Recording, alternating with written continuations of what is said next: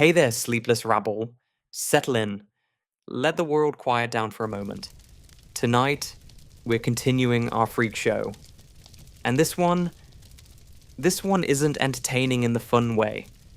It's uncomfortable, messy, and hard to explain away. You've probably heard the name before. A man who said God spoke to him.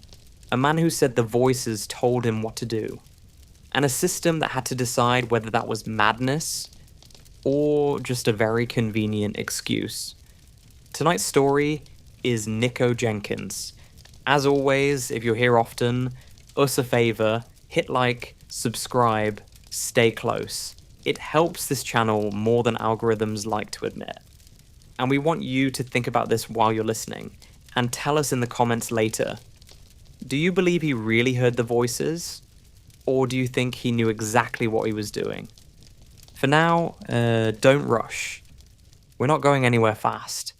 This is Napmax Stories, and you're listening to something disturbing enough to finally let your own thoughts slow down. As always, let's start at the beginning. Nikko Jenkins was born in 1986, and whatever anyone wants to imagine when they hear origin story, this one doesn't need dramatic lighting or a thunder soundtrack. No cinematic rooftop, no eerie lullaby. Just the kind of ordinary, grinding reality that doesn't look like a warning sign until you're reading it back later with a highlighter and a court transcript. He grew up in Omaha, Nebraska. Not the mythical heartland version people like to sell to themselves, but the everyday version. A place where life can be perfectly normal on one street and completely unmanageable on the next, and nobody hands you a map that tells you which is which. For Nikko, home wasn't a place you exhaled, it was a place you braced. There were multiple siblings in the picture, and the family structure never settled into anything stable long enough to deserve the name structure. It was shifting ground. People in and out, energy up and down, rules that were either inconsistent or simply absent. The kind of environment where you don't learn routines, you learn moods. You learn to read a room before you learn to read a book. His mother was overwhelmed, not a bit stressed, not having a rough week, but over her head in a way that turns every day into survival mode. And when a parent is stuck in survival mode, the household doesn't run on guidance or boundaries. It runs on damage control. Whatever gets you through the next hour. Whatever keeps the noise down. Whatever stops the next explosion. Even if only for 5 minutes. A stable father figure wasn't part of the deal. There wasn't someone reliably present to absorb pressure, to model restraint, to make consequences feel real and consistent. And yes, that helps rarely. You can't build a calm, predictable world for a kid when the adults around them are barely holding their own will together. Violence, chaos, and neglect weren't occasional accidents. They were the baseline, the default setting, the kind of normal that teaches you early that safety is temporary and attention is unpredictable. In a house like that, you don't learn that the world is steady. You learn that the world is something that happens to you, and that you either endure it, or you start pushing back. And Nikko pushed back early. Aggression showed up young, impulse control didn't. If some kids learn to pause, to weigh, to regret, this wasn't that kind of childhood classroom. This was the kind where anger isn't corrected, it's echoed. Where chaos doesn't get resolved, it just shifts location. Where nobody sits you down and says, here's what you're feeling, here's what you do instead. Because that would require someone in the house to have the time, the tools, and the emotional bandwidth. And in this story, those things were in short supply. The family wasn't a refuge. It wasn't a safe zone. It was another pressure source. Another place where stress piled up instead of getting released. The people around him weren't consistently stepping in, And the systems outside the home weren't stepping in effectively either. Not in a way that changed the trajectory. Not in a way that held. Not in a way that stuck. So what you get is the familiar pattern everyone loves to discover after the fact. A kid who's volatile, a home that's unstable, and a long stretch of time where the adults and the systems hover somewhere between concerned and helpless, without ever landing on intervened. There's no single moment where someone grabs the steering wheel and says, "This ends here." Later, much later, people would look back and say, "There were signs." Yeah, there were always signs. The problem is, signs don't matter if nobody responds to them with anything stronger than a shrug, a sigh, or a temporary patch. And if your entire early world teaches you that nothing is consistent, nothing is safe, and nobody is really coming, you don't grow into a person who trusts limits. You grow into a person who tests them. And next, that testing stops being emotional and starts becoming practical. The first real acts of violence, the first crimes, the first time the system stops watching from a distance and decides to put a label on him instead. By the time Nikko Jenkins was anywhere near adulthood, the violence wasn't a phase anymore. It wasn't teenage angst with a dramatic soundtrack. It was already a usable tool, direct, practical, and frighteningly uncomplicated. This is the part of the story where people love to hunt for motive, as if violence always comes with a manifesto. As if every kid who turns dangerous must be auditioning for a belief system. But in those early years, there's no grand ideology to pin to him. No religion, no mission, no calling. Just the blunt reality that he was willing to threaten, hurt, and escalate when most people would still be negotiating or walking away. And it wasn't metaphorical violence either. Not he had a temper. Not he got into fights. We're talking about armed threats, weapons involved. The kind of thing that changes a room instantly. The kind of thing that doesn't leave space for misunderstanding. When a weapon is introduced, the conversation ends. That's the point. It shuts down resistance. It forces compliance. It turns the world into a simple equation. Do what I want, or take the consequence. Alongside that came physical attacks, actual assaults, not just posturing. And then the weapons themselves. Illegal possession, access, the sort of behavior that tells you this isn't just someone losing control, it's someone who has started to accept violence as part of their normal operating system. Not a mistake, not a shock, a method. What's important here is the shape of it. Raw, direct, functional. The violence isn't symbolic, it isn't expressive, it isn't even particularly creative. It's brutally basic, the kind that makes adults in institutions sit up straighter. Because they've seen this pattern before. It's the pattern of someone who's not waiting to be calmed down.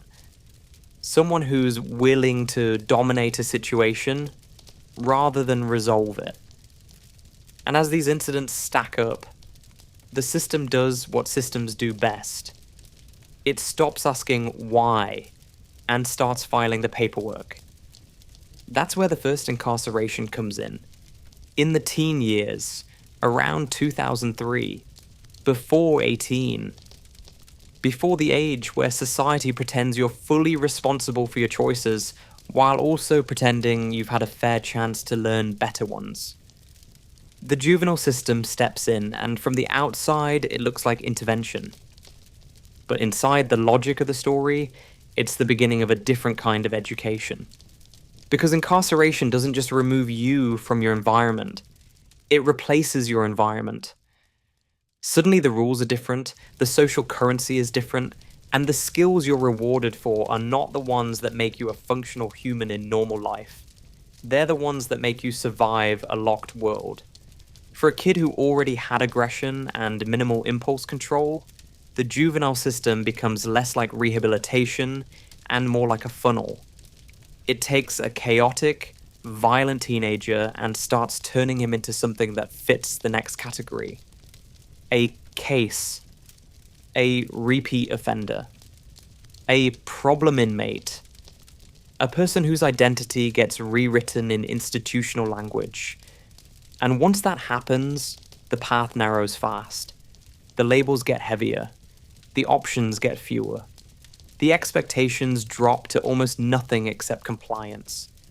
And compliance is not something you can force into someone who has already learned that fear is the shortcut to control. So yes, first crimes, first incarceration, first time the state essentially says, fine, you're ours now. The tragedy isn't that the system didn't notice him. It did. Loudly. With handcuffs and intake forms and locked doors. The tragedy is that once he entered that machine, the question wasn't, how do we rebuild this person? It became, how do we manage him? And management is a different goal entirely. Management creates routines, procedures, containment. It creates discipline. It creates isolation cells and incident reports. What it doesn't automatically create is transformation. So by the time he's in custody as a teenager, the pattern is already set. Violence works, weapons work, fear works. And now he's in a place where those lessons aren't erased. They're tested, refined, and reinforced. Because the juvenile system doesn't just take over. It hands him a new social world where violence isn't just an impulse, it's a language. Once Nikko Jenkins was inside, the lesson didn't pause. It accelerated. Juvenile detention and early adult incarceration aren't neutral spaces where people simply wait out their time. They are environments with their own rules, their own hierarchies, and their own unspoken curriculum. You learn quickly what matters and what doesn't. You learn who gets left alone, who gets tested, and who becomes entertainment. And if you enter that world already wired for aggression, the message comes through loud and clear. Dominance buys silence, fear buys distance, and restraint buys you nothing. The early lockups weren't calm, holding areas where emotions cooled off. They were pressure cookers. Constant proximity, constant friction, constant evaluation by other inmates who are doing their own math about strength, weakness, and opportunity. For someone like Jenkins, this wasn't foreign territory. It was familiar, just more concentrated. Dominant struggles were part of daily life. Not dramatic showdowns, not movie-style standoffs, but the grinding, repetitive contests that define institutional survival. Who backs down, who doesn't? Who reacts fast? Who reacts harder? Every interaction is a small test, and failing too many of those tests has consequences you don't want to experience. Disciplinary issues followed him consistently. Reports stacked up, incidents multiplied. Conflicts weren't limited to other inmates either. Authority didn't register as guidance, it registered as opposition. Staff became another force to push against, another boundary to test. And orders weren't instructions, they were challenges. And when conflict escalated, the system reached for its favorite tool: isolation. Solitary confinement shows up early in his incarceration history, not as a last resort, but as a management strategy. Remove the problem from the population. Reduce the immediate risk. Restore order. On paper, it looks neat. In reality, it teaches a different lesson. When you push hard enough, the world shrinks to you in a locked door. Therapy existed in theory. Sessions were offered, evaluations conducted, boxes checked.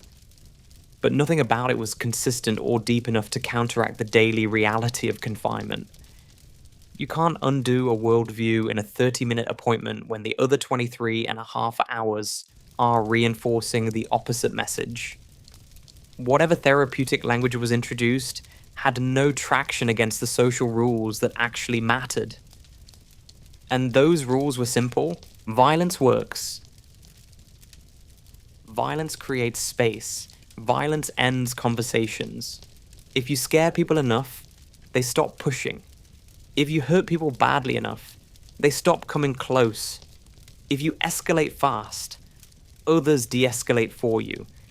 Empathy in that environment isn't just useless, it is dangerous. It makes you readable. It slows you down. It gives others leverage. So empathy gets discarded. Not consciously, not ceremonially. It just stops being exercised. Like a muscle you never use again. What replaces it is calculation, timing, awareness of how much force is enough, and when more is required. The prison doesn't have to explicitly teach this. It teaches it passively, through outcomes. Every time aggression produces relief, distance, or control, the lesson hardens.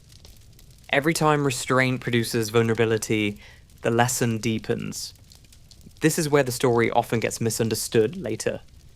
People want to locate the moment he snapped, the point where everything went wrong. But there is no snap here, no sudden break. Just repetition, routine, reinforcement. The institution didn't invent his violence, but it didn't interrupt it either. It organized it. It gave it structure. It gave it consequences that made sense within that closed world. And in doing so, it shaped the kind of person who survives incarceration well, but struggles or refuses to function anywhere else. By the time Jenkins aged out of juvenile custody and moved deeper into adult incarceration, the identity was already forming. Not an identity built on reflection or accountability, but one built on continuity. The same logic that had worked on the outside now worked on the inside.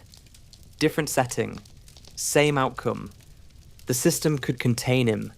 It could discipline him. It could isolate him. What it couldn't do was replace violence as his primary operating language.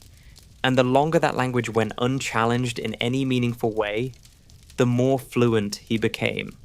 This wasn't rehabilitation, it was socialization, just not the kind anyone likes to put on a brochure.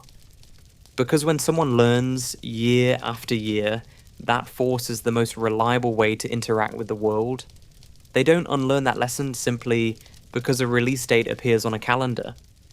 They carry it with them, sharpened, waiting. By the mid-2000s, Nikko Jenkins wasn't cycling in and out of trouble anymore. He was embedded. Incarceration stopped being an interruption and became the default state. Years stacked on top of years, punctuated by brief moments outside that never lasted long enough to recalibrate anything. Freedom, when it appeared, felt temporary. Confinement felt permanent. This matters because long-term incarceration doesn't just freeze a person in time, it reshapes them. Slowly, mechanically, without ceremony. Inside, Jenkins's behavior didn't soften. If anything, it consolidated. The aggression that had once been reactive became more deliberate. Conflicts continued. With inmates, with staff, with the structure itself. Disciplinary reports followed him like a shadow. Isolation remained a recurring tool, not because it helped, but because it was the only thing that reliably stopped the immediate fallout. And then something else began to grow. Not suddenly, not dramatically. There was no single moment where he found religion or announced a revelation. Instead, over years of confinement, a belief system began to assemble itself piece by piece. Not inherited, not taught, constructed. It was a God without moral limits, a God without restraint, a God that didn't ask for mercy or accountability. In this private cosmology, violence wasn't questioned, it was validated. Jenkins wasn't a sinner or a criminal within it. He was a tool, a vessel, an instrument carrying out something larger than himself. Responsibility dissolved upward. Guilt evaporated. Choice became destiny. This wasn't faith in any recognizable sense. There were no consistent doctrines, no traditions, no discipline. It wasn't theology. It was justification. A framework that allowed everything he had already done and everything he might do later to feel inevitable rather than chosen. Crucially, the order of events matters. The violence came first. The belief came later. That distinction is often lost in simplified retellings, because it's more comfortable to imagine ideology as the spark. It isn't. Here, ideology functions like insulation. It wraps around behavior that already exists and keeps doubt from getting in. Alongside this belief system came increasing paranoia. Jenkins reported voices. He described external forces guiding him. He framed his own thoughts as commands rather than impulses. But even within this mental landscape, his behavior remained oddly consistent. The same actions that had earned him control, distance, and attention before continued to do so now. Which is why clinicians and evaluators never saw a clean picture. On one side, clear signs of psychological disturbance, disordered thinking, grandiosity, delusions of purpose. On the other, goal-directed behavior, tactical escalation, awareness of consequences, and how to manipulate them. This tension followed him through repeated evaluations. Competency was questioned, reassessed, questioned again.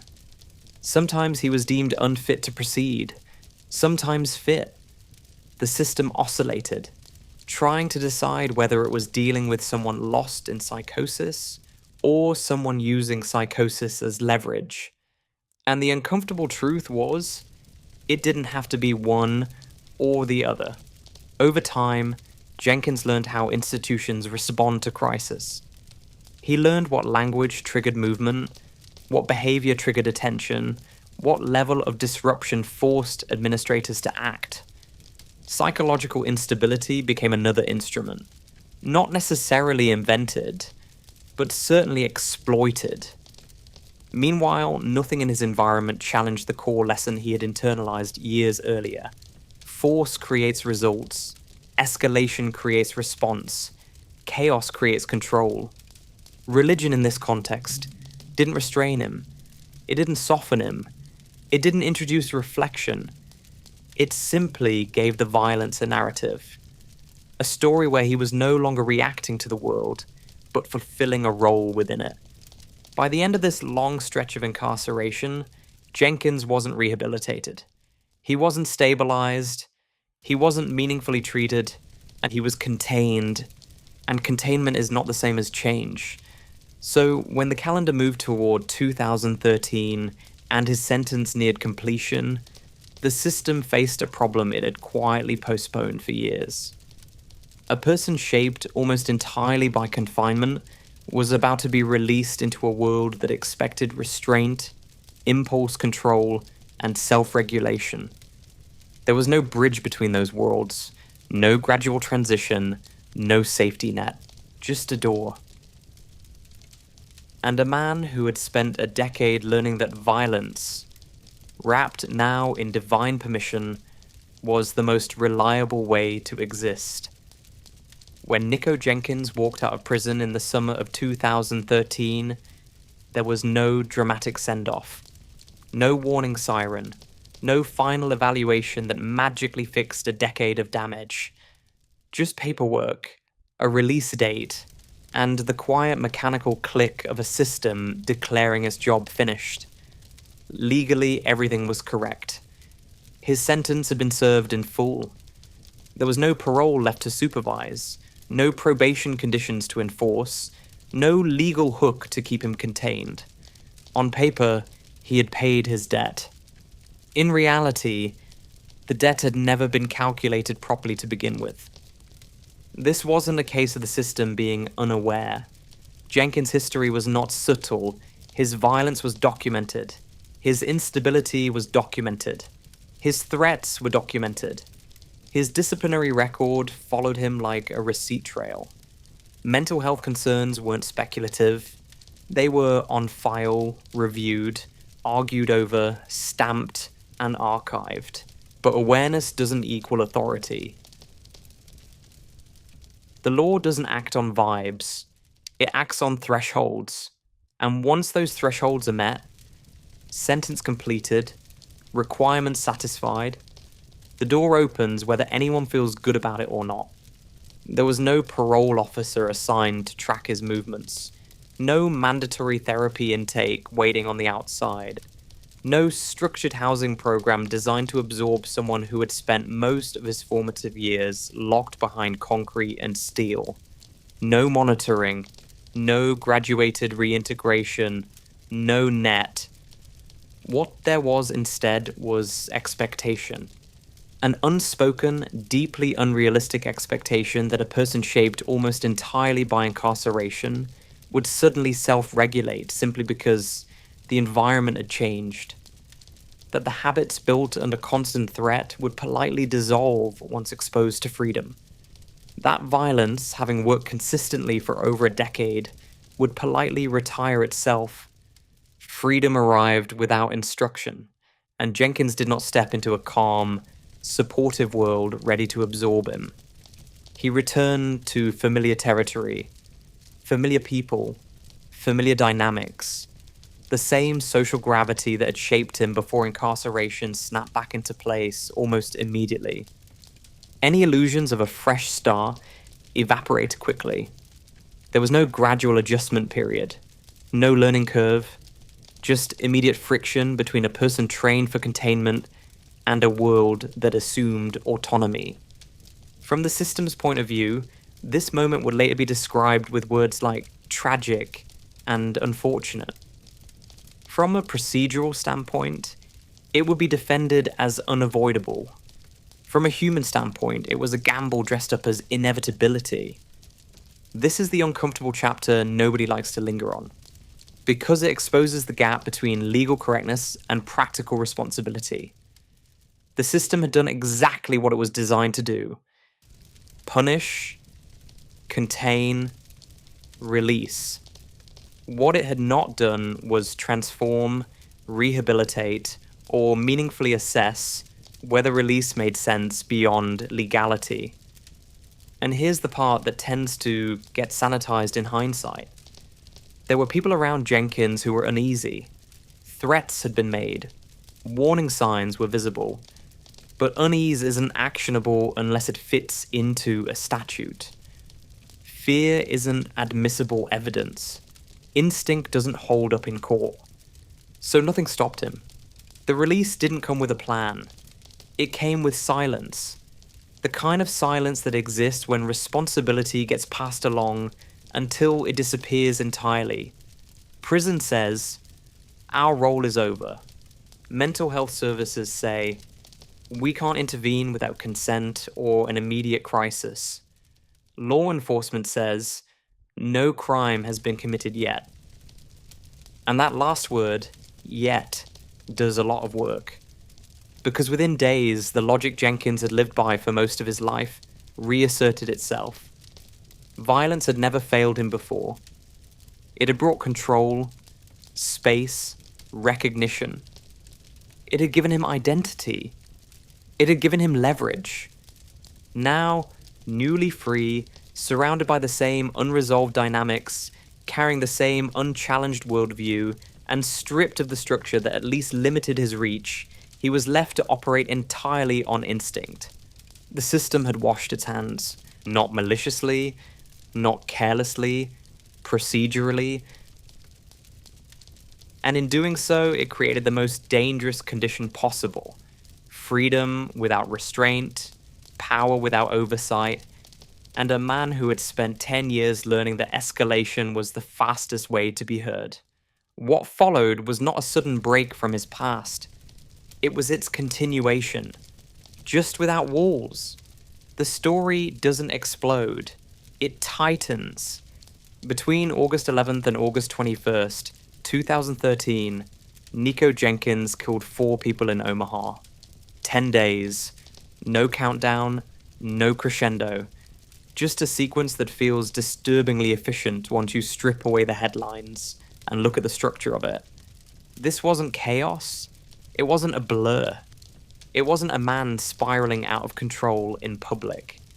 What makes this period unsettling is how contained it is. How quickly violence becomes routine again, like muscle memory waking up after a long sleep. The first 2 killings happen together. 2 men lured into proximity, ending up dead in a parked vehicle near a public park. There's no elaborate staging, no attempt at symbolism, no signature theatrics. The mechanics matter more than the message. A firearm, close range, control established, the outcome achieved. If people expect an emotional trigger here, rage, panic, desperation, they'll be disappointed. What's visible instead is decisiveness. The same logic that worked inside now works outside. Act fast, dominate the situation, end resistance. Whatever minor material elements were present, money, belongings, they are secondary at best. This isn't robbery as a goal, it's violence using opportunity. After that, the pattern doesn't escalate in spectacle, it stabilizes. A few days later, another victim is killed. Someone Jenkins knew from a prior incarceration. That detail matters. It punctures the comforting idea that all spree killings are anonymous. This wasn't purely random, it wasn't purely personal either. It sat in the middle space where familiarity reduces hesitation and proximity reduces friction. There's no evidence of arguments spiraling out of control. No sudden emotional rupture. The killing doesn't look reactive. It looks deliberate. Violence used as punctuation, not as conversation. The final victim is a woman found on a roadway at the edge of the city. Again, no drama in the method, no flourish, no message left behind, just the same outcome delivered in a different setting. Different street, same logic. Across all 4 murders, certain things stand out precisely because they're missing.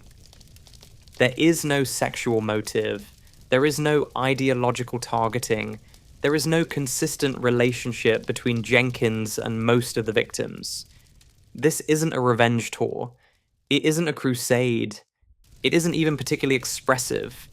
Killing here functions as proof of agency, as confirmation that he can still impose his will on the world without walls getting in the way. Only afterward does the religious framing harden. Jenkins begins describing the killings as acts carried out under divine instruction. God told him. God required it. God chose him. The narrative arrives fully formed, but it arrives late, after the fact. The belief doesn't guide the violence, it wraps around it, sealing it off from doubt. This is important because it shows how adaptable the justification is. Violence doesn't need a reason first. The reason can be assembled later. Violence creates the reality, belief explains it retroactively. What's also notable is the absence of remorse, not performative remorse, not private regret, not even ambivalence. The killings aren't framed as regrettable necessities, they're framed as confirmations. As validation that the internal logic he's lived by for years still holds. Within those 10 days, Jenkins isn't testing boundaries. He already knows where they are. He's confirming that they're still permeable. That response times are slow. That intervention lags behind action. That a person who moves decisively can stay ahead of consequence for longer than people like to admit. And for a brief window, he's right. There's no dramatic chase, no citywide lockdown. Law enforcement doesn't initially connect the dots. Different locations, different victims, no immediate obvious pattern. Each case enters the system separately, as its own tragedy, its own investigation. That delay matters. Because it gives Jenkins something he hasn't had in years. Unfiltered freedom of movement.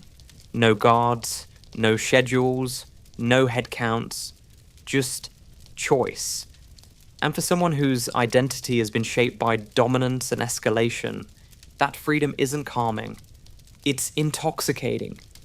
By the end of the 10 days, 4 people are dead. The violence hasn't escalated in cruelty, but it has escalated in certainty.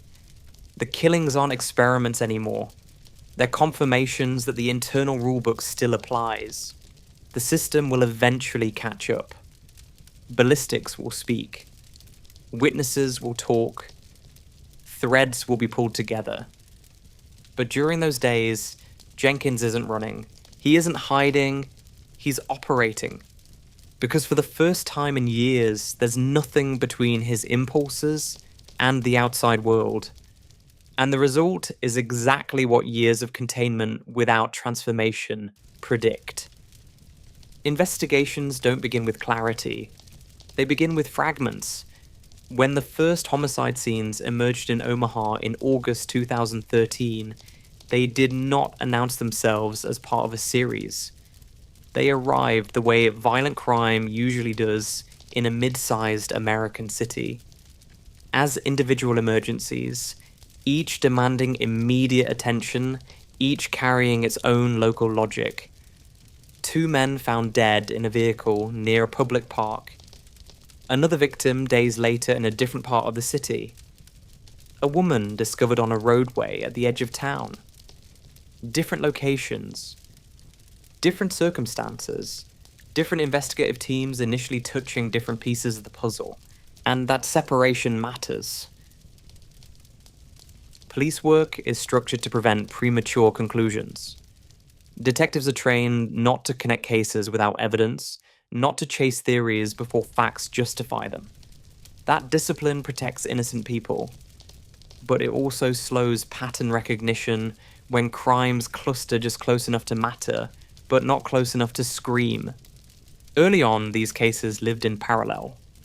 Each crime scene had to be processed independently, evidence collected, shell casings logged, witness canvasses conducted, autopsies scheduled, families notified, media briefings carefully worded.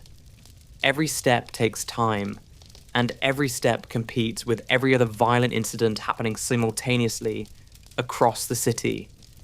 There was no obvious signature, no ritual behavior, no distinctive calling card left behind, no message to the police, no attempt to claim responsibility. The killings didn't seek attention, they simply existed. Ballistics would eventually become the hinge point, but ballistics is not instant revelation. Firearm evidence must be recovered intact. Casings must be analysed, rifling marks compared, databases queried, lab backlogs navigated. What later looks like a clear match begins as a quiet possibility buried in paperwork. Meanwhile, detectives were dealing with the human noise, witnesses who remembered arguments, people who recalled threats that sounded alarming in retrospect but had seemed vague at the time, tips that ranged from credible to useless to outright delusional. The usual flood that follows violence, where signal and static arrive together and nobody labels them for you. Some people had been uneasy about Nikko Jenkins before his arrest. That part is true, and also legally insufficient. Unease is not probable cause. Threatening language is not arrestable unless it crosses very specific statutory lines. Law enforcement cannot act on intuition alone, no matter how uncomfortable their intuition feels. This is the gap where hindsight later screams, why wasn't he watched? Why wasn't he flagged? Why wasn't he detained earlier? Because the law does not allow detention for future crimes. Because surveillance requires justification. Because people are scared of him is not a chargeable offence. Because investigators are bound by constraints. The public only remembers exist when they're inconvenient. As the days passed, the data quietly began to converge. Ballistics linked scenes, timelines overlapped, names reappeared in contexts they shouldn't have. A firearm moved from possibility to probability. The cases stopped sitting neatly in separate folders and started leaning toward each other, whether anyone wanted them to or not. Still, there was no dramatic breakthrough moment. No detective slamming a file shut and saying, "It's him." What tightened the net was accumulation. The slow, bureaucratic certainty that arrives when enough small facts agree with each other. The kind of certainty that doesn't feel cinematic, but holds up in court. The arrest itself didn't arrive with flashing lights and drawn weapons. It came through something almost insultingly ordinary. A traffic stop. The kind of police encounter that happens thousands of times a day without consequence. Until it does, weapons were found, ammunition, items that instantly reframed everything that had come before. What had been a troubling cluster became a single, undeniable line. The pieces that had refused to speak to each other suddenly aligned. From that moment on, the investigation accelerated sharply, not because the police suddenly became more competent, but because the legal landscape had changed. Now, there was leverage. Now there was cause. Now the questions could be asked with authority instead of caution. Only then did the story look obvious. That's the cruel trick of criminal investigations. Clarity always arrives late. Patterns only become undeniable once the damage is already complete. Every warning sign looks brighter after the fact. Every delay feels unforgivable once outcomes are known. But in real time, detectives were navigating uncertainty, legal limits, and incomplete information, doing exactly what the system allows them to do, even when that allowance proves insufficient. By the time Jenkins was formally in custody, the violence had already stopped. Not because it had been prevented, but because it had run its course. The investigation had caught up. And now, with the operational phase over, the case shifted into something else entirely.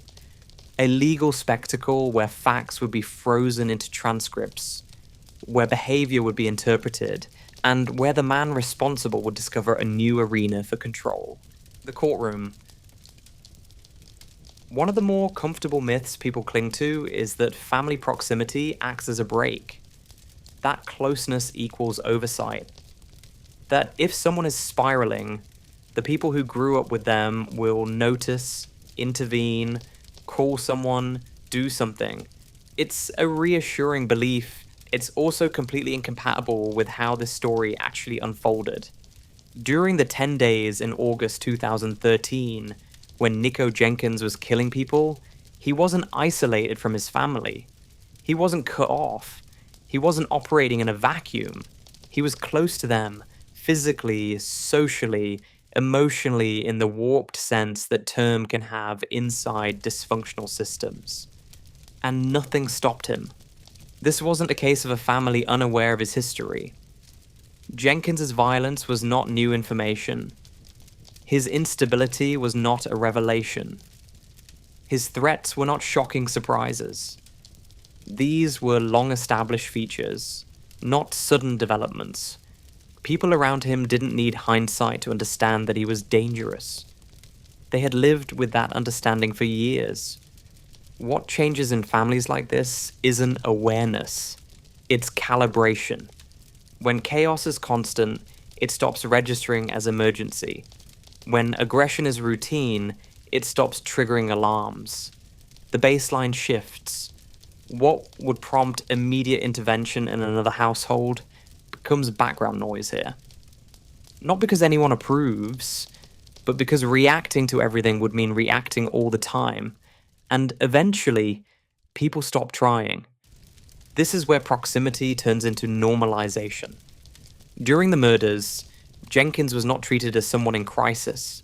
He was treated as someone being himself. Erratic behavior didn't stand out. Aggression didn't feel exceptional. Religious talk didn't ring as a sudden red flag because it arrived layered on top of years of volatility, paranoia, and threat-making. Family systems adapt to survive, and adaptation doesn't always look like protection. Sometimes it looks like minimization. Sometimes it looks like silence.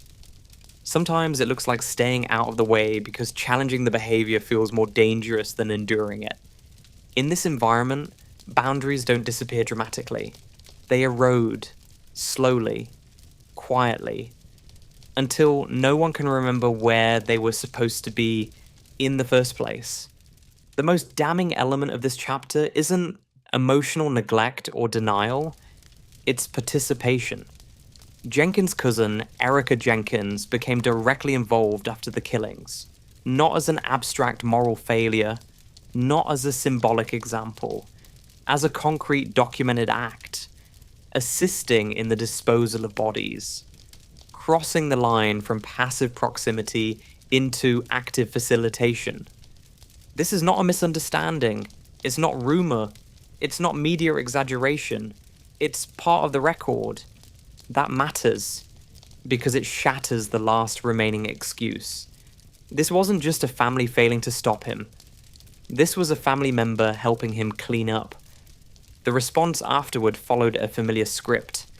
Distance, denial, reframing, public statements that leaned heavily on confusion and helplessness. We didn't know how bad it was. We were scared. He manipulated us. All of these things may be partially true. None of them erase the fact that proximity didn't inhibit the violence. It absorbed it. Fear is often offered as an explanation here, and fear absolutely played a role. Jenkins was intimidating. He had a history of aggression. He used threats effectively. But fear doesn't fully explain cooperation. Fear explains silence. It explains avoidance. It explains not calling the police. It does not explain logistical assistance after multiple murders. That leap happens only when the internal moral framework has already collapsed. When loyalty has replaced judgment. When survival logic has overridden everything else. In those moments, family stops functioning as a corrective force and becomes part of the environment in which violence can continue unchallenged. It's uncomfortable to sit with that reality, which is why many retellings soften it.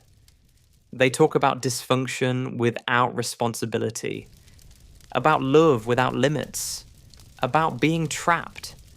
But the facts don't bend to comfort. During the killings, Jenkins was not alone. He was embedded. And that embedding mattered.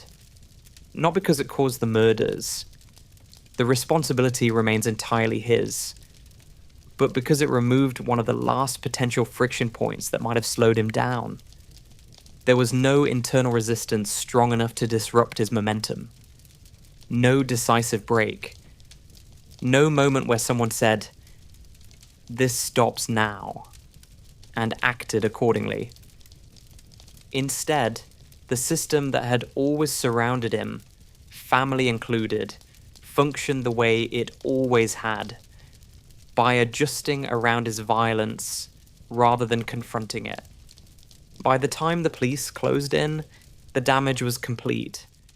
The family would later distance itself publicly, as families almost always do when proximity becomes liability. But during those 10 days, distance wasn't the reality. Closeness was, and closeness in this case didn't save anyone.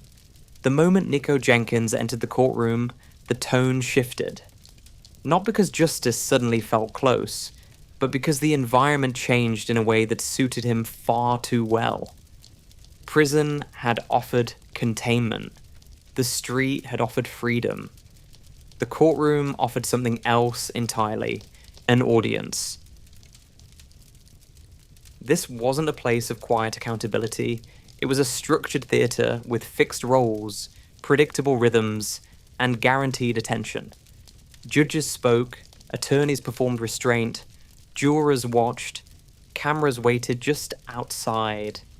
And in the center of it all sat a man who had spent most of his life learning how to dominate spaces through escalation.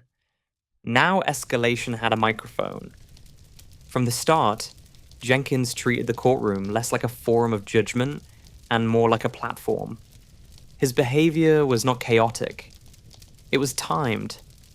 Interruptions came at moments designed to fracture proceedings. Outbursts arrived just when the room had settled. Laughter appeared where silence was expected.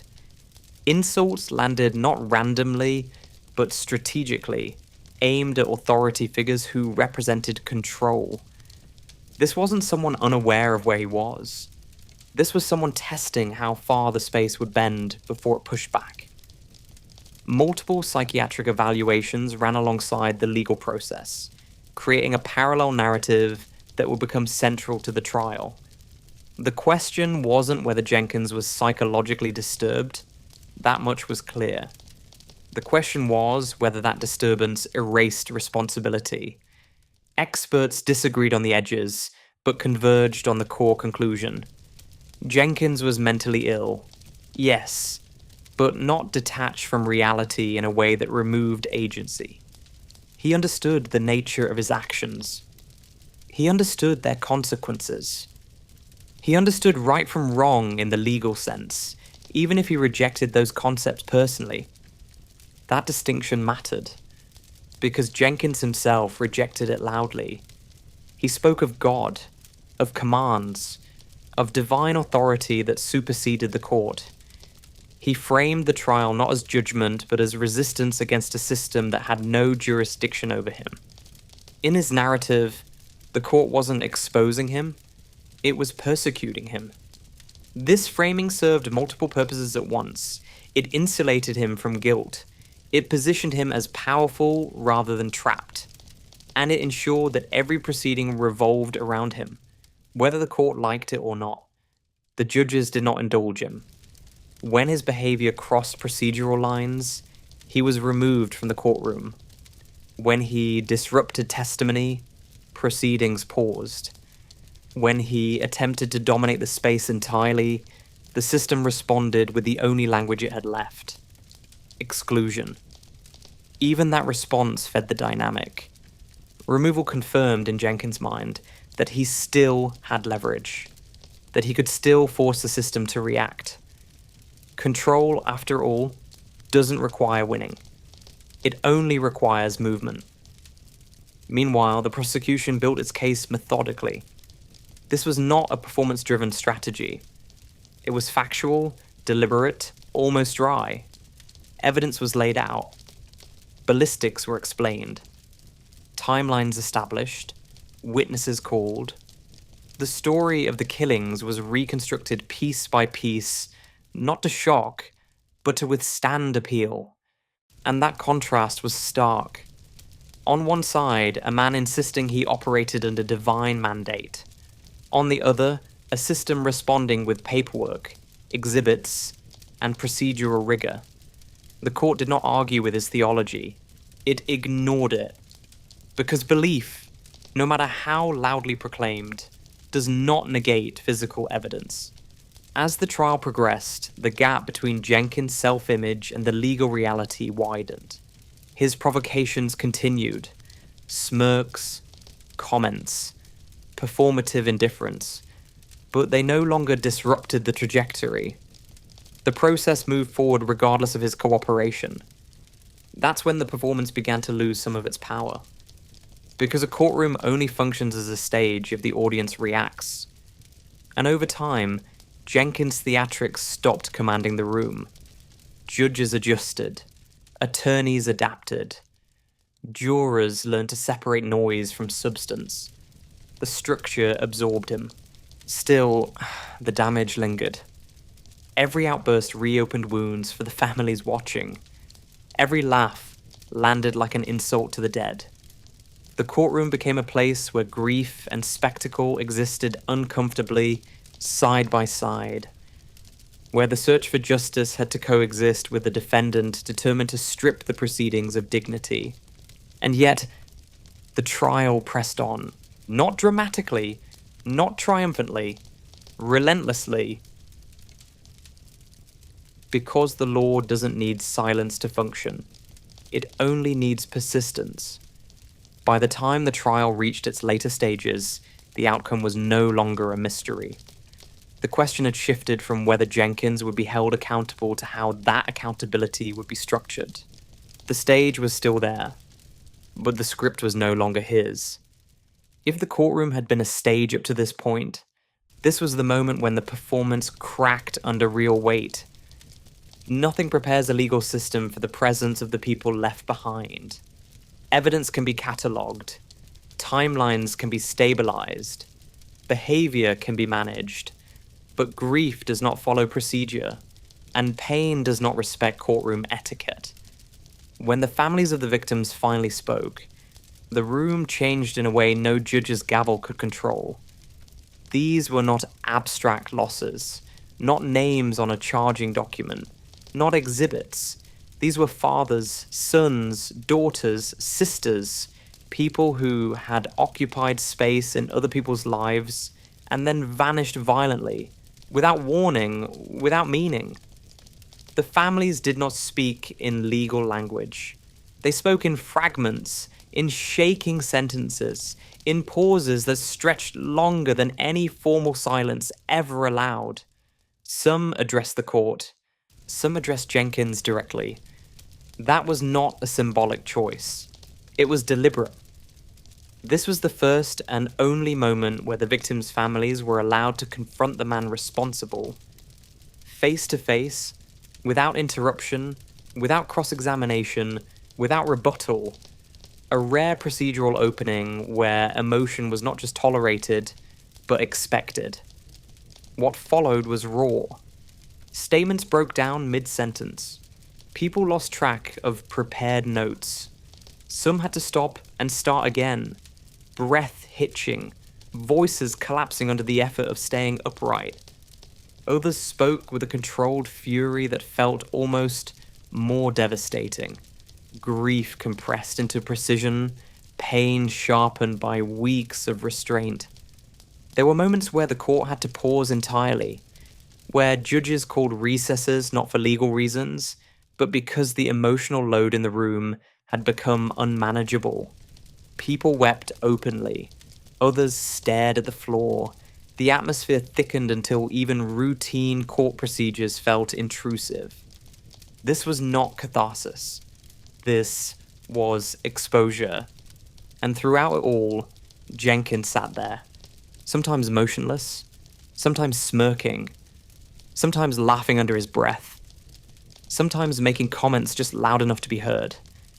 His reactions were not impulsive. They were selective, timed.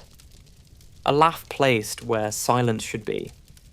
A glance when eyes were expected to lower. It was provocation stripped of ambiguity. For the families, this behavior wasn't just offensive. It was re-traumatizing. Every reaction confirmed the worst possible fear. That the person who had destroyed their lives felt nothing about it. No remorse, no hesitation, no recognition of shared humanity. The contrast was brutal. On one side of the room, people unraveling under the weight of permanent loss. On the other, a man insisting, through behavior rather than words, that their pain had no jurisdiction over him. That he existed outside their moral universe entirely. Some families tried to reach him anyway. They spoke about the people he killed, about who they were before they became victims, about birthdays that would never happen, about children growing up without parents, about the silence that followed the phone calls announcing death. They spoke not to persuade the court. The verdict was already forming, but to reclaim narrative space that had been swallowed by violence. Others refused to engage him directly at all. They spoke past him, around him, to the judge, to the record, to history. They refused to grant him the acknowledgement he seemed to crave. In those moments, Jenkins' expression shifted, irritation flickering where amusement had been. Indifference, it turns out, is harder to perform when no one is reacting. The irony of the setting became impossible to ignore. The court was designed to impose order, to translate chaos into procedure, to reduce suffering to sentences and statutes. And yet, in this phase of the trial, the court was forced to hold something it was never meant to contain: unfiltered human grief. There was no legal remedy for what had been lost. No sentence that could restore equilibrium. No punishment that could convert rage into closure. The best the system could offer was recognition. The formal acknowledgement that these lives mattered, that the harm was real, that it would not be minimized. Jenkins rejected even that. His behavior during these statements made one thing unmistakably clear. The religious language he used elsewhere did not correspond to empathy, humility, or moral reckoning. Whatever God he claimed allegiance to demanded nothing of him emotionally. No sorrow, no restraint, no accountability. The families left the stand altered. Some relieved to have spoken. Others visibly shattered. None untouched. And when the last statement ended, when the courtroom finally returned to procedural calm, something irreversible had happened. The case was no longer just about evidence and guilt. It was about absence, about the space where people used to be, about the cost that never appears in sentencing guidelines.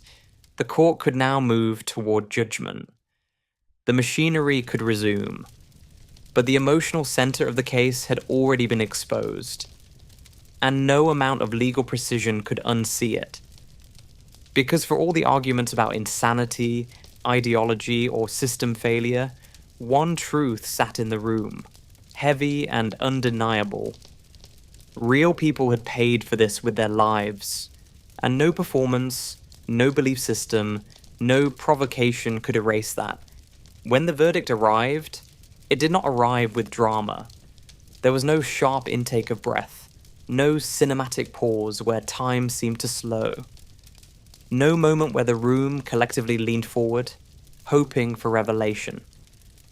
By the time the court reached this point, the outcome had already settled into the air. The question was no longer what would happen. It was simply how it would be phrased.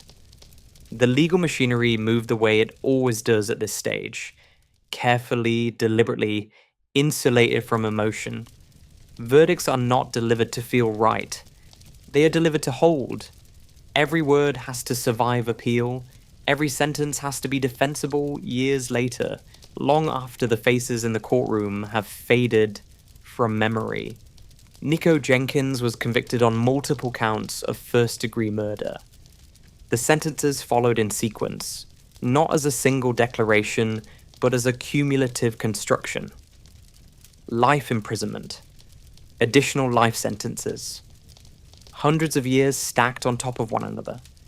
Not because time still mattered to the man receiving them, but because clarity mattered to the record. Each count acknowledged. Each victim named. Each act fixed permanently in a legal language. There would be no parole, no conditional release, no hypothetical future where rehabilitation might be assessed or risk re-evaluated. The court made that decision explicit. This was not a case designed for eventual reintegration. It was a case designed for permanent containment. From a legal perspective, the verdict was airtight. The evidence had been overwhelming.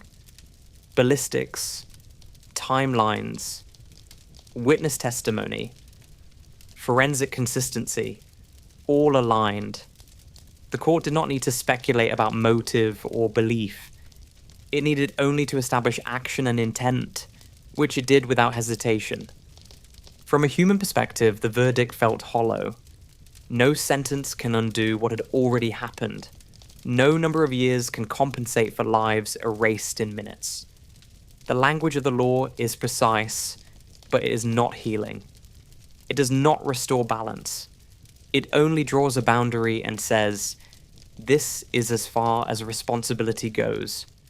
Jenkins's reaction to the verdict was consistent with everything that had come before. There was no visible shock, no collapse, no emotional response that suggested the weight of consequence had finally landed. He did not look smaller. He did not look defeated. If anything, the rigidity of the sentence seemed to confirm something rather than challenge it.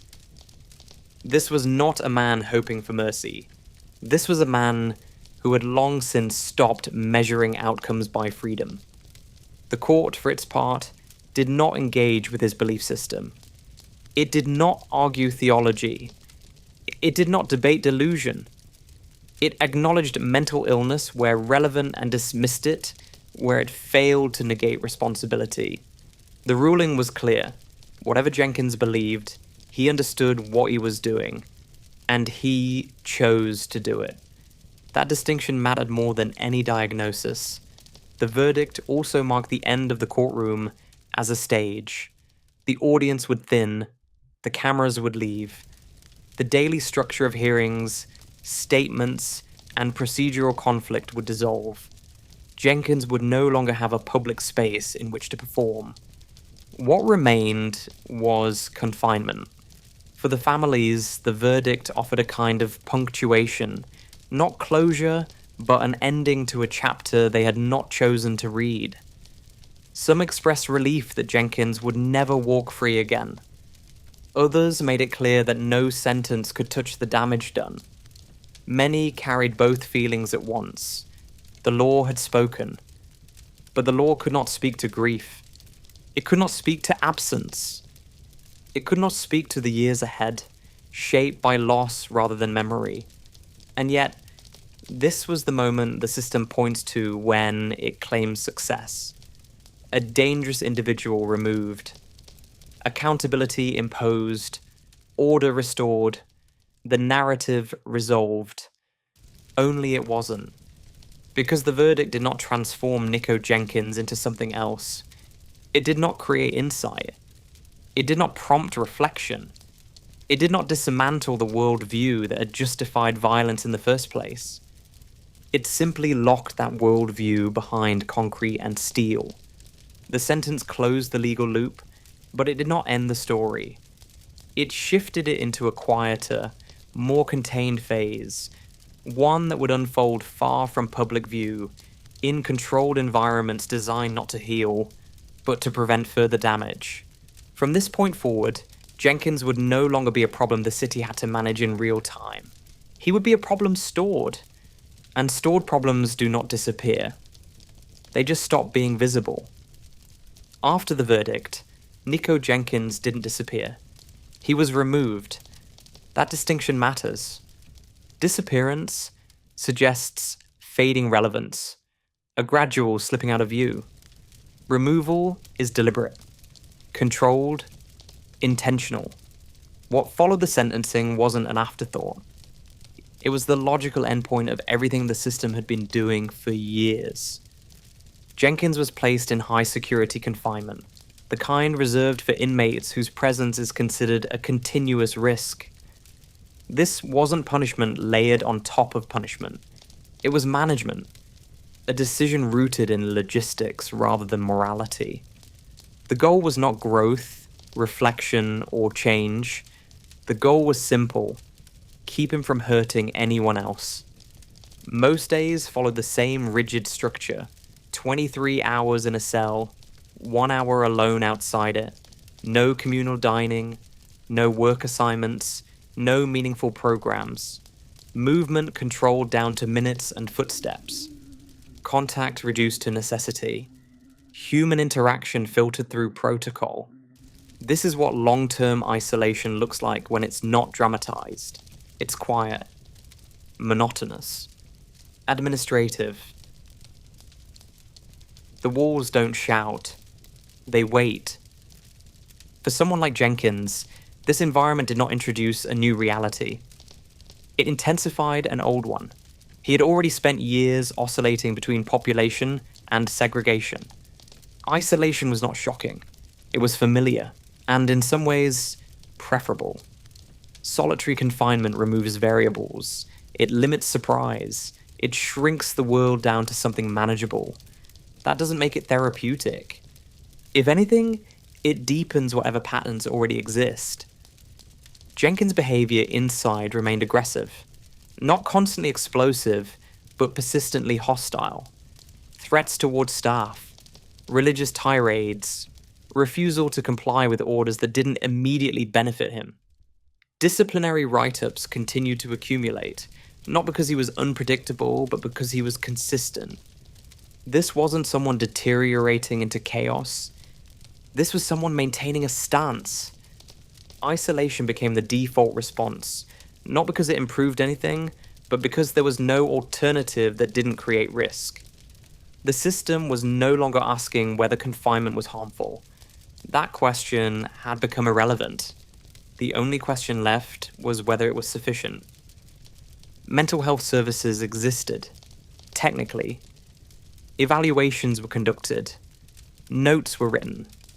But treatment in the traditional sense was no longer the priority.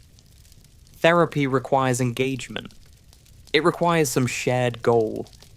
At this stage, the institution wasn't trying to help Jenkins understand himself. It was trying to predict him. Religious rhetoric continued, but it hardened into repetition rather than revelation. The same phrases, the same divine framing, the same insistence on purpose without evidence of insight. Belief here functioned less as faith and more as armor. Something to hide behind.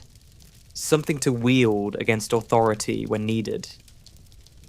And when that didn't work, Jenkins turned inward.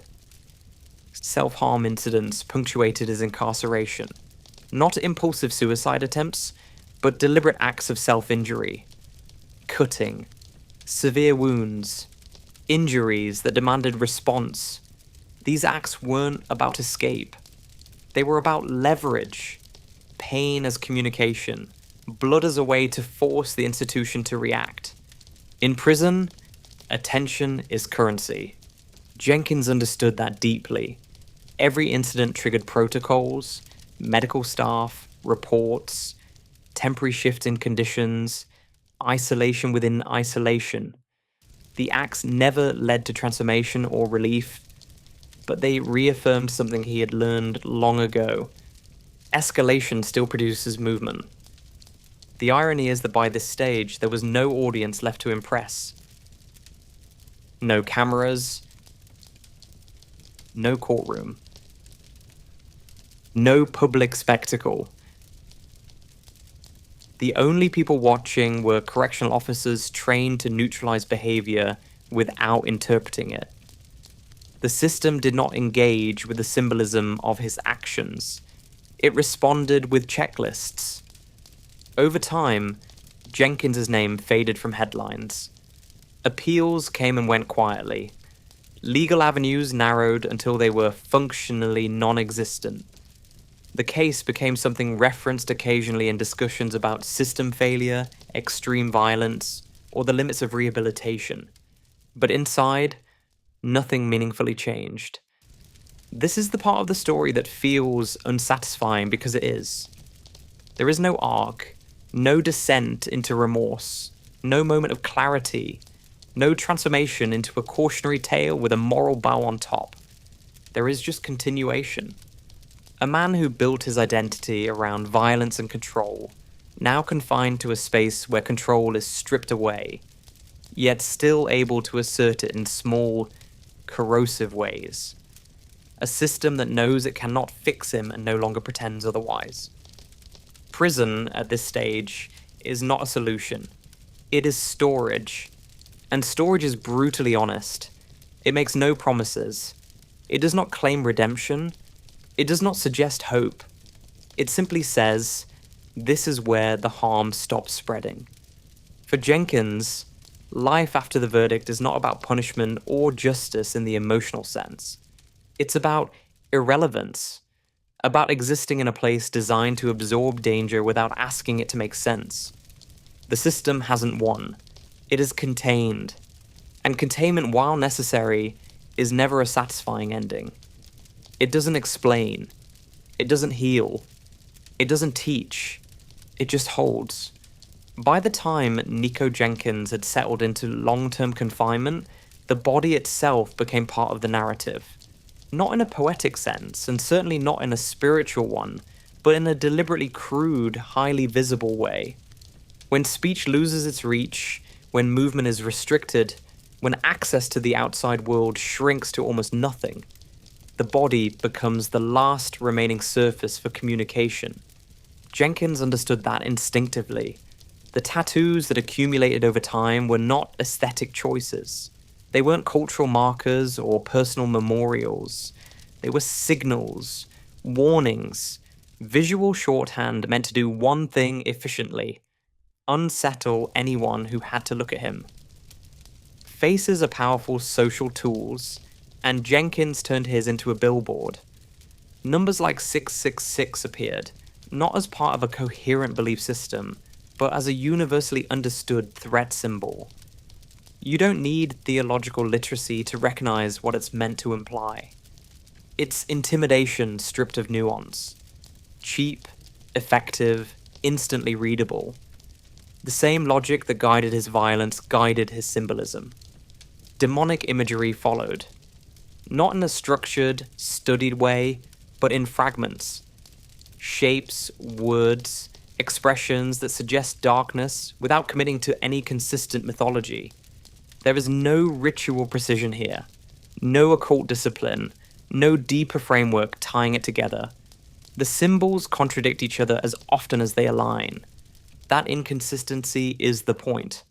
This isn't about faith, it's about atmosphere. The goal is not to express belief, but to project menace, to force a reaction, to make guards, medical staff, attorneys, or observers feel unsettled before a single word is spoken.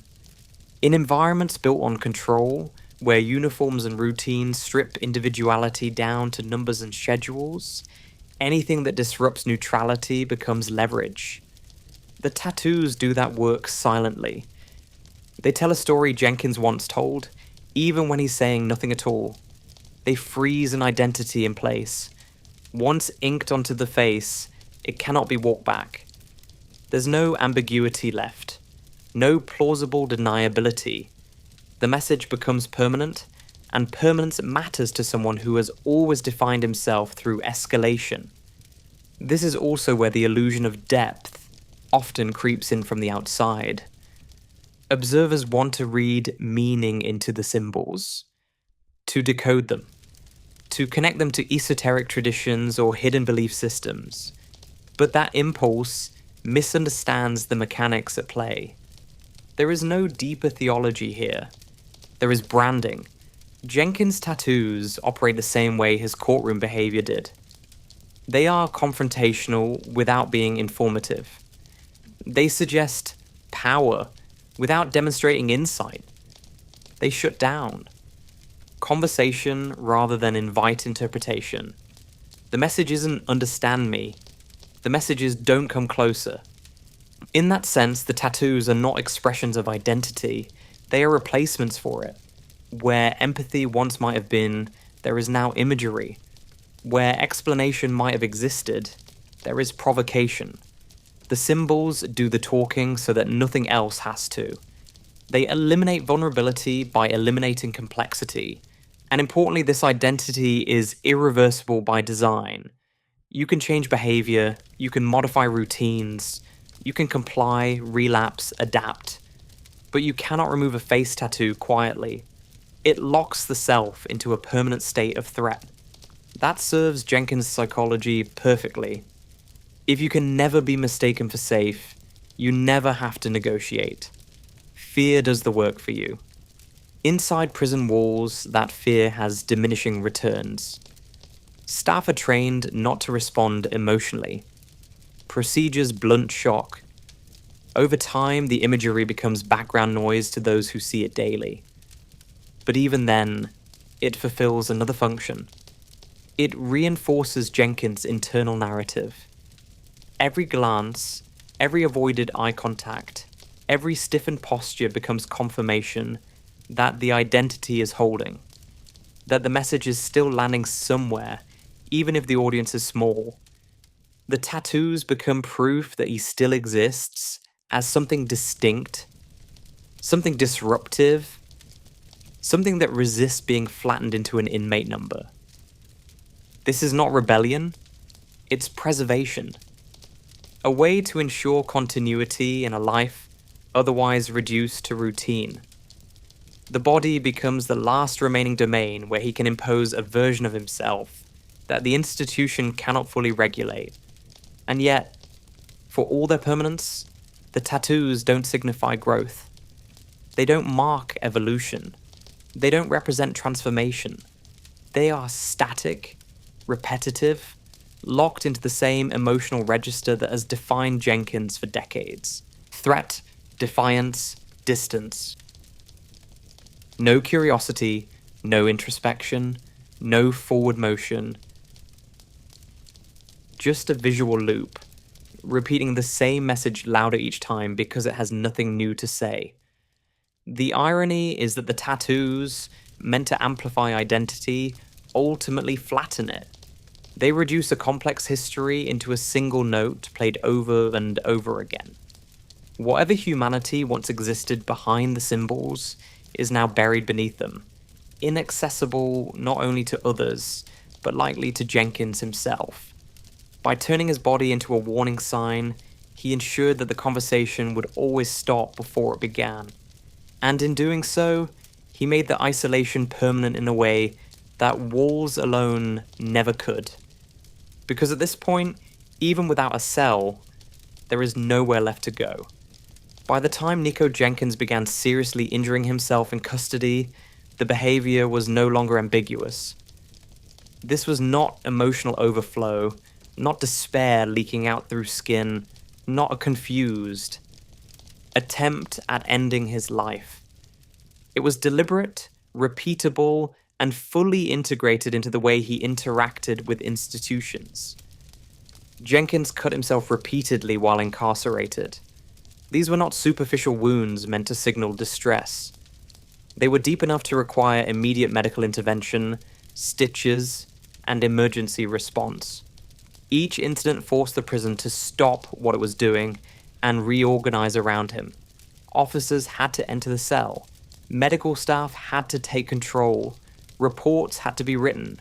Movement had to be restricted. Normal operations were interrupted. The injuries were real. The response was mandatory. One incident in particular pushed this behavior into a different category entirely. Jenkins deliberately inflicted severe damage to his own eye while in custody. This was not the result of a fight, not an accident, not a moment of confusion. It was self-directed violence that caused significant trauma and required urgent medical treatment. After that point, his self-harm was no longer viewed as episodic instability. It became a standing security concern. What followed was not escalation toward suicide, but repetition toward control. Jenkins continued to injure himself over time, even while housed in segregation and high security conditions where access to objects is already severely limited. That detail matters. These acts were not impulsive reactions to emotional spikes. They required planning, patience, and adaptation. When access was restricted, he waited. When tools were removed, he found alternatives. When observation increased, he adjusted his timing. The intent was not to disappear. The intent was to force response. In a prison environment, attention is not given freely. It is rationed, procedural, and tightly controlled. Self-mutilation bypasses that system. It triggers automatic intervention. The institution cannot ignore blood. It cannot delay response. It cannot treat it as behavioral noise. Every injury pulls authority into motion whether it wants to or not. Jenkins understood this completely. Psychiatric evaluations noted that while he did show symptoms of severe mental illness, his self-harm functioned instrumentally. The injuries were not expressions of helplessness. They were acts designed to alter his environment, to interrupt routines, and to reclaim a sense of agency in a place built to strip it away. Religious language often wrapped around these incidents afterward. Suffering was framed as purpose. Pain was described as meaningful. Injury was recast as proof of divine connection. But the language shifted depending on context. What remained consistent was not belief, but outcome. Each injury produced movement. Each act forced engagement. From the institution's side, this created a closed trap. Staff were legally and ethically required to intervene every time. Increased monitoring followed. Tighter restrictions were imposed. Housing conditions were adjusted. And once the immediate crisis passed, routines slowly returned. Until the next incident restarted the cycle. Nothing about this produced insight. Nothing about it exhausted the behavior. It simply confirmed that escalation still worked. This is where common narratives fail. Self-harm is often treated as vulnerability, as a collapse inward, as evidence that someone has reached a breaking point. In Jenkins' case, it was the opposite. It was dominance behavior translated into the only remaining channel available to him. When he could no longer control other people, he controlled time. When he could no longer intimidate physically, he compelled response procedurally. When outward violence was impossible, inward violence became the substitute. The result was not healing. It was stagnation. A man who had learned only one language of agency continued to speak it, even when the audience was reduced to guards, nurses, and incident logs. The acts did not make him more dangerous to the outside world. That phase had already ended, but they revealed something quieter and more permanent. The logic that produced violence had never been dismantled. It had simply been contained. By this stage, Jenkins was not seeking understanding, relief, or care in any meaningful sense. He was asserting continuity, proving that even in total confinement, he could still force the system to bend around him. Not because it respected him, but because it had no legal alternative. And so the violence continued, stripped of spectacle, stripped of reach, but intact in structure. Harm remained the only reliable way he knew how to exist.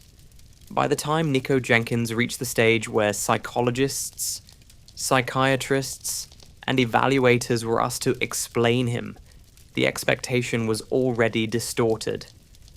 People tend to look for a switch, a break, a fracture, a moment where something snapped and a different person emerged. That model is comforting because it suggests prevention was a single missed step. One diagnosis away, one intervention too late. Jenkins does not fit that model.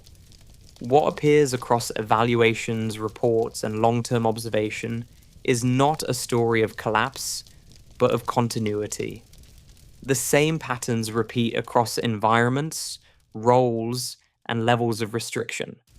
What changes is not the person, but the available tools.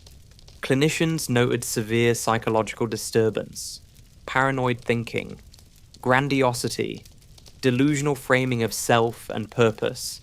These elements are real and documented. They are not media inventions and not courtroom theatrics alone. Jenkins' internal world is not stable in the way a healthy mind is stable. But instability does not automatically equal incapacity. Again and again, evaluators return to the same uncomfortable conclusion. Jenkins understood what he was doing. He understood consequences. He understood how institutions functioned. He adjusted his behavior depending on context. He escalated when escalation produced results. and restrain himself when it did not. That matters. Psychosis, in his case, did not erase agency. It amplified it. The delusional material did not drive his actions so much as provide them with narrative insulation. Violence did not occur because he believed he was chosen. He believed he was chosen because violence had already become central to his identity. This is where simplistic explanations fail. If you frame Jenkins as purely insane, you miss the intentionality. If you frame him as purely evil, you miss the pathology. The reality sits in the uncomfortable middle space where mental illness and learned behavior reinforce each other instead of cancelling each other out. Violence had been effective for him since adolescence. It created space. It ended threats. It forced attention. Prison did not remove that lesson. It refined it. Over time, Jenkins learned not just that violence worked, but how to deploy it strategically depending on the environment. On the street, it meant firearms. In court, it meant provocation. In prison, it meant self-harm. Same logic, different outlet. The religious framework that emerged later did not impose limits. It imposed meaning. It removed doubt. By framing himself as an instrument rather than an actor, Jenkins eliminated internal conflict. Responsibility dissolved upward into abstraction. Guilt became irrelevant. There was no need to reconcile actions with empathy because empathy was no longer part of the equation. This is why transformation never appears in his story. There is no phase where insight begins to form. No moment where behavior shifts inward toward reflection, rather than outward toward impact. Therapy did not fail because it was poorly delivered. It failed because there was no internal incentive structure for change. Change would have required abandoning the only system of control he had ever known. From a psychological standpoint, Jenkins' identity calcified early. It did not grow. It did not evolve. It hardened around a single axis, dominance through disruption. Everything else, belief, symbolism, rhetoric, orbited that axis without altering it. Even suffering did not soften the structure. Pain was absorbed, repurposed, and reintegrated into the same logic. Self-inflicted injury did not signal breakdown. It signaled adaptation. The mind did not fracture under confinement. It optimized. That is what makes this case so resistant to the narratives people want to apply. There is no hidden, real Nikko, buried beneath illness, waiting to be uncovered. The person observed across decades is the person as he functioned best, according to his own internal rules. From a clinical perspective, that leaves very little room for optimism. Not because change is theoretically impossible, but because nothing in his psychological makeup points toward a desire for it. Treatment requires participation. Rehabilitation requires some internal friction between who someone is and who they want to become. In Jenkins' case, that friction never appears. What you see instead is coherence. A grim, destructive coherence, but coherence nonetheless. His actions make sense within his own framework. They always have. That framework does not. Collapse under scrutiny because it was never built to be shared or justified. It exists solely to maintain his sense of agency. And once that is understood, the case stops being mysterious. It stops being shocking. It becomes bleakly predictable, not because the outcome was inevitable in some cosmic sense, but because the variables never changed. Family instability, early violence, institutional reinforcement, ideological insulation, and total absence of corrective forces all lined up and stayed aligned for decades. There was no rupture to interrupt the pattern, only containment to stop its spread. Psychology, in this context, does not offer absolution. It does not provide a tidy answer. It simply clarifies what the legal system eventually acknowledged. This was not a momentary failure of judgment, nor a single untreated illness running amok. It was a sustained identity built around harm. And identities like that do not dissolve quietly. They have to be locked away. If you are looking for an ending with movement, this is not it. Nikko Jenkins is still alive. He is still incarcerated. He is still exactly where the system put him, once it decided that no further questions needed answering. There are no meaningful developments, no dramatic turns, no late-stage revelations that reframe the story. What exists now is continuation without momentum.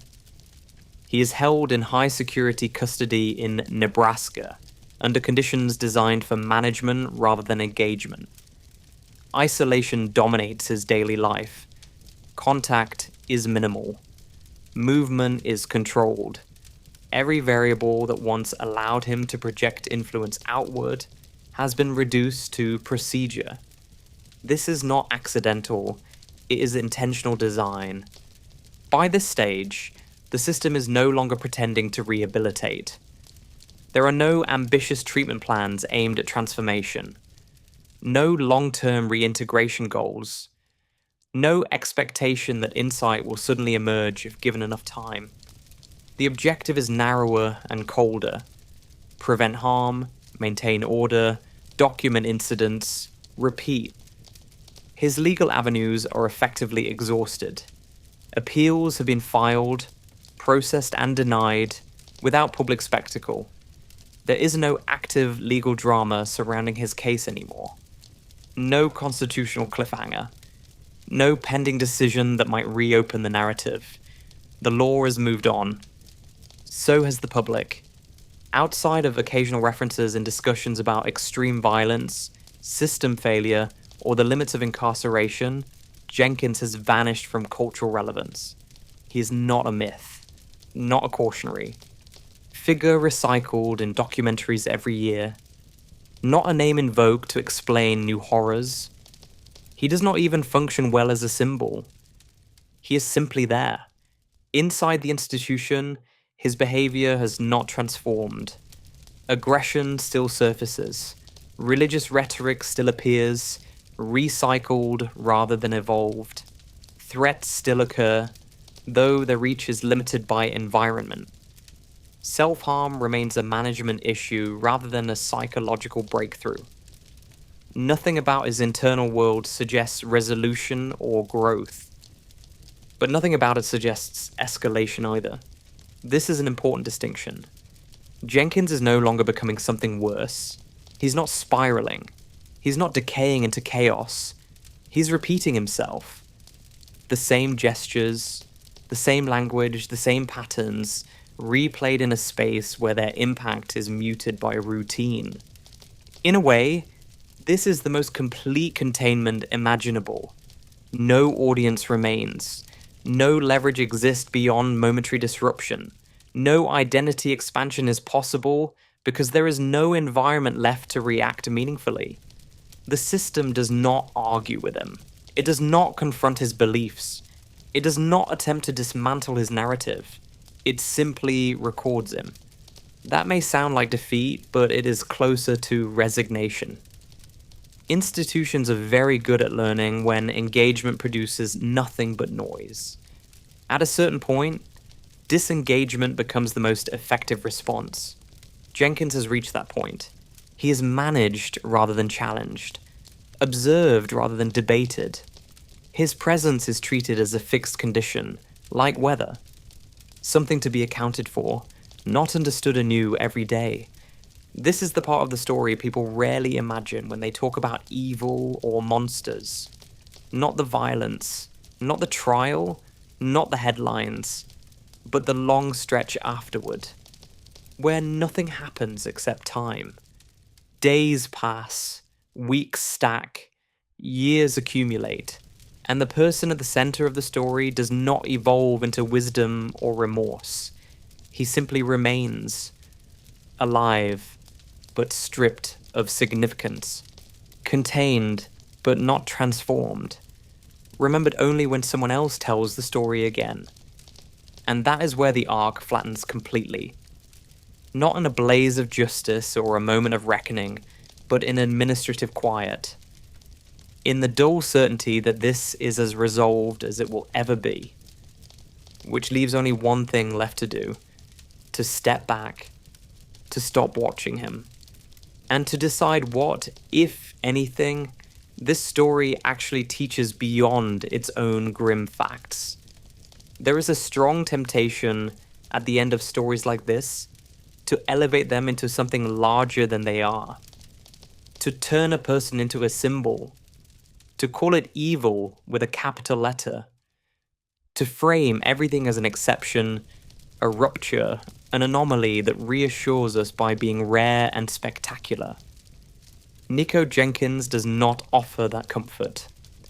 There is nothing elegant about how this story ends, because nothing about it was elegant to begin with. No transformation waits at the bottom, no final insight reframes the violence, no revelation redeems the suffering or gives it higher meaning. The narrative does not resolve into wisdom. It simply stops. That, in itself, is the most honest ending possible. Jenkins was not a criminal mastermind. He was not charismatic. He was not fascinating in the way pop culture prefers its villains to be. He did not invent a new kind of violence or articulate a coherent philosophy behind it. What he did was repeat a pattern that had been reinforced for most of his life, across family systems, institutions, and social responses that never meaningfully disrupted it. He did not become something. He continued. That distinction matters. Becoming suggests a turning point, a descent, a narrative arc. Continuation suggests something much more uncomfortable, that nothing essential ever changed. The same logic that governed his behavior as a teenager governed it in adulthood, in prison, in court, and in isolation. Different settings, same internal rules. This is why mythologizing him misses the point entirely. Monsters are useful because they feel external. They reassure us that danger comes from somewhere else, from something fundamentally unlike us. Jenkins offers no such distance. His story is built from familiar components: instability, unchecked aggression, institutional containment mistaken for correction, belief systems used as insulation rather than guidance, and repeated failure to introduce any alternative form of agency. None of that is exotic. None of that is rare. What makes this case unsettling is not how extreme it is, but how linear it is. No sharp turns, no dramatic reversals, just accumulation. One unaddressed factor layered onto the next, until the outcome becomes less shocking than inevitable in hindsight. And yet, inevitability is the wrong word. This story was not written by fate. It was written by systems that responded consistently, but never decisively. By environments that manage behavior without changing it. By moments where intervention was possible, but never sustained long enough to matter. Responsibility does not dissolve into abstraction just because the picture is complex. Jenkins is responsible for what he did, fully, unequivocally, but responsibility does not exist in a vacuum. The temptation, once the danger is contained, is to seal the case and move on. To treat the outcome as proof that the system ultimately worked. He was caught. He was convicted. He was removed. The harm stopped spreading. On paper, that looks like success. But success measured only by containment is a narrow victory. Because nothing in this story suggests that understanding improved, that prevention sharpened, or that the next version of this pattern will be interrupted any earlier than the last. If anything, the lesson here is how efficiently violence can move through blind spots when the response is fragmented and reactive.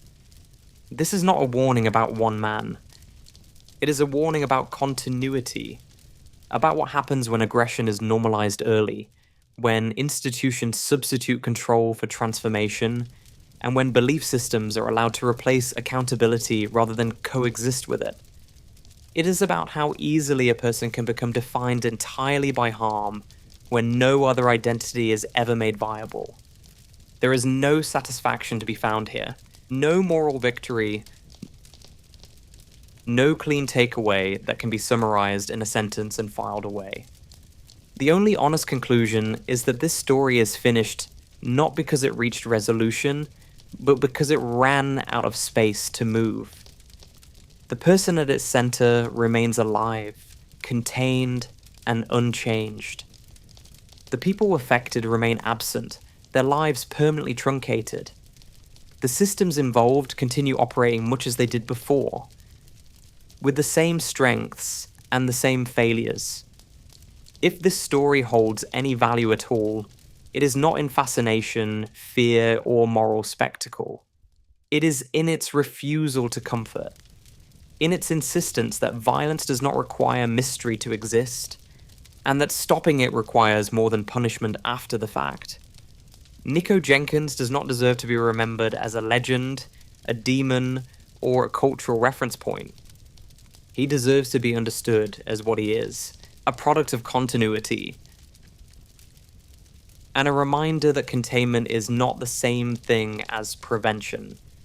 It is only what happens when prevention has already failed. That is the end of the story. Not because it feels complete, but because nothing more can be added without pretending otherwise. Alright, sleepless rabble. That's where we stop tonight. Not because the story's finished, but because there's nothing left to say. Nikko Jenkins didn't vanish into myth. He didn't transform. He didn't learn anything worth telling. He's still there. And the damage is still permanent. If this story stayed with you, do us a favor. Like the video, subscribe. It tells YouTube that long, uncomfortable stories like this still matter. And I really want to hear your take, so drop a comment. Do you think he actually heard the voices? Or was that just the smartest excuse he ever used?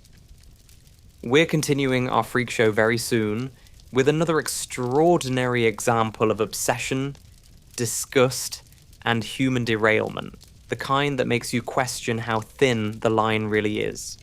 This is Napmax Stories, and you've been listening to shitty people doing horrifying things for sleep.